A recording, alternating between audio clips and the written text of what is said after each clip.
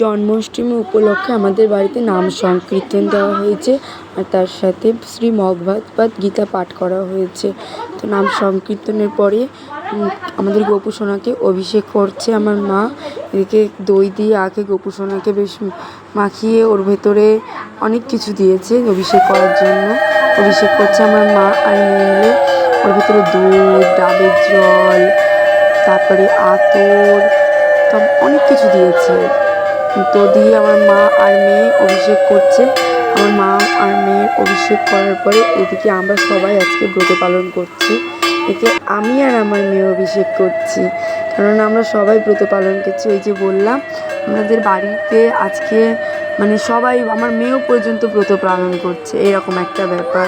ও পর্যন্ত অন্ন খায়নি, তার জন্য আমার মেয়ে আর আমি একসাথে ব্রত পালন করছি। এই দেখো অভিষেক করা হয়ে গেছে। তো তোমাদের কেমন লাগছে তোমরা কমেন্টে